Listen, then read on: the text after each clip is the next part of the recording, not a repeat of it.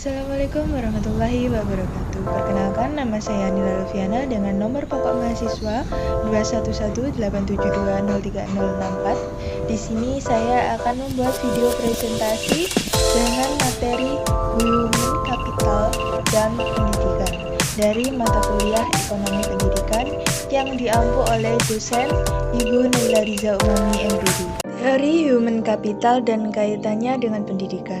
Pendidikan dalam pandangan tradisional selama sekian dekade dipahami sebagai bentuk pelayanan sosial yang harus diberikan kepada masyarakat. Dalam konteks ini, pelayanan pendidikan sebagai bagian dari public service atau jasa layanan umum dari negara kepada masyarakat yang tidak memberikan dampak langsung bagi perekonomian masyarakat, sehingga membangun pendidikan tidak menarik untuk menjadi tema perhatian. Secara umum, terbukti bahwa semakin berpendidikan seseorang, maka tingkat pendapatannya semakin naik atau semakin baik. Oleh karena itu, salah satu tujuan yang harus dicapai oleh pendidikan adalah mengembangkan keterampilan hidup. Inilah sebenarnya arah kurikulum berbasis kompetensi, pendidikan life skill, dan broad-based education yang dikembangkan di Indonesia akhir-akhir ini. Pengukuran human capital, suatu ukuran pendidikan yang diwujudkan dalam labor force, dapat digunakan untuk mengubah kualitas menjadi kuantitas. Komponen-komponen pendidikan kemudian menjadi variabel yang spesifik yang dapat dibandingkan dengan kapital fisik dan ukuran angkatan kerja dalam pertumbuhan ekonomi. Sebagai konsekuensinya, maka satuan kapital didefinisikan dalam pengertian yang terbatas, yaitu dalam labor force, yang dapat diukur dengan beberapa cara antara lain sebagai berikut. Yang pertama, number of school years. Yang kedua, efficiency equivalence unit. Yang ketiga, base year livement earned income. Yang ketiga, approximation to base year real school. Yang kelima, approximation to current real cost. Ada beberapa persoalan pengukuran pembentukan human capital menurut pendekatan dasar biaya. Ukuran-ukuran pembentukan kapital neto memenuhi beberapa kesulitan, antara lain sebagai berikut. Yang pertama, berkenaan dengan masalah kompleksnya hubungan antara konsumsi dan investasi. Yang kedua, berkenaan dengan bagaimana memperlakukan pengangguran dalam memperkirakan opportunity cost.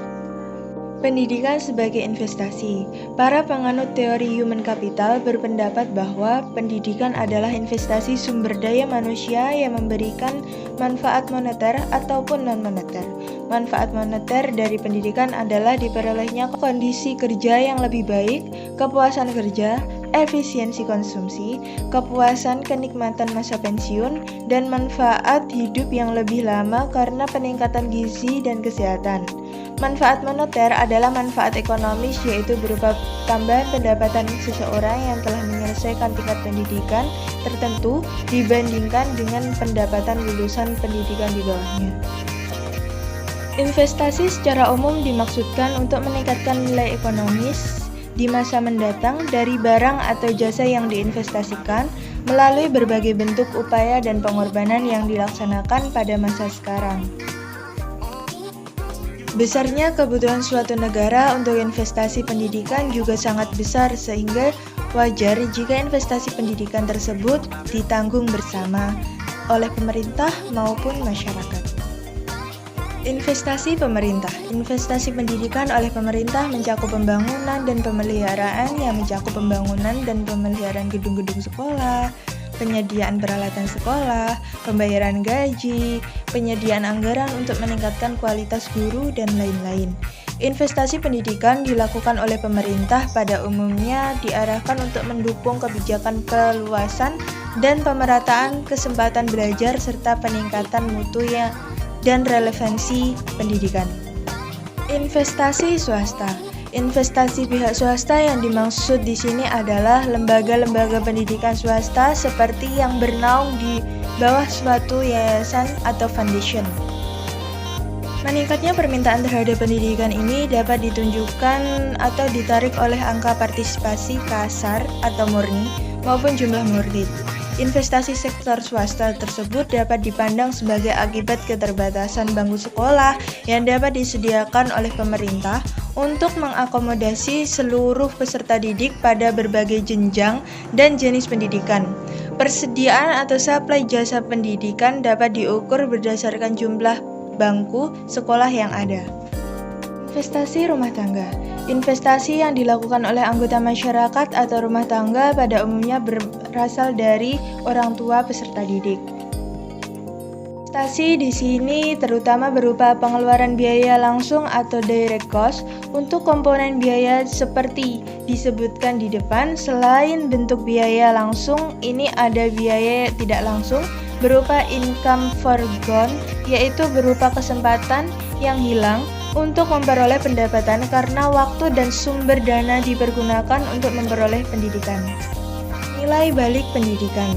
Pengembangan SDM melalui pendidikan menyokong secara langsung terhadap pertumbuhan ekonomi, dan karenanya pengeluaran untuk pendidikan harus dipandang sebagai investasi yang produktif dan tidak semata-mata dilihat sebagai sesuatu yang konsumtif tanpa manfaat balikan yang jelas atau rate of return. Nilai ekonomi pendidikan. Peranan pendidikan, bahasa teknisnya modal manusia atau human capital, dalam pertumbuhan ekonomi memang belum terlalu lama masuk dalam literatur teori pertumbuhan ekonomi. Pernyataan tersebut dikemukakan oleh Ari A. Pradana yang menegaskan pendapat dari Lucas 1990 serta Menkyu, Romer, dan Weil tahun 1992 yang merevisi teori pertumbuhan neoklasik dari Solow 1956 yang legendaris itu. Asumsi dasar dalam menilai kontribusi pendidikan terhadap pertumbuhan ekonomi dan pengurangan kesenjangan adalah pendidikan meningkatkan produktivitas pekerja. Jika produktivitas pekerja meningkat, pertumbuhan ekonomi juga akan meningkat pula. Intervensi ekonomi secara spesifik pada pendidikan. Pendapat yang menyatakan bahwa pendidikan dan kebijakan pendidikan tidak bermanfaat bagi kemakmuran sebuah negara adalah pendapat yang sama sekali tidak berdasar secara empiris. Pesan yang ingin disampaikan adalah ada banyak hal lain yang menyebabkan kontribusi positif pendidikan tidak terlalu besar dalam mendorong pertumbuhan ekonomi dan pemerataan. Dengan kata lain, pendidikan bukanlah mantra ajaib. Konsekuensinya, intervensi pemerintah dalam bidang ini juga harus dilakukan secara hati-hati. Bentuk kehati-hatian adalah tidak terjebak untuk mengikuti peranan pemerintah dari besarnya alokasi anggaran pendidikan. Anggaran memang penting, tetapi tidak seberapa besar, melainkan direncanakan, digunakan untuk apa, mengapa, dan bagaimana. Di beberapa negara Asia yang sedang berkembang, meski kebanyakan guru dibayar terlalu murah, dari hasil studi ADB menyatakan bahwa tambahan anggaran untuk peralatan dan gedung memberikan hasil lebih besar terhadap peningkatan mutu pendidikan. Sekian video dari saya. Jika ada kurangnya saya mohon maaf. Wassalamualaikum warahmatullahi wabarakatuh.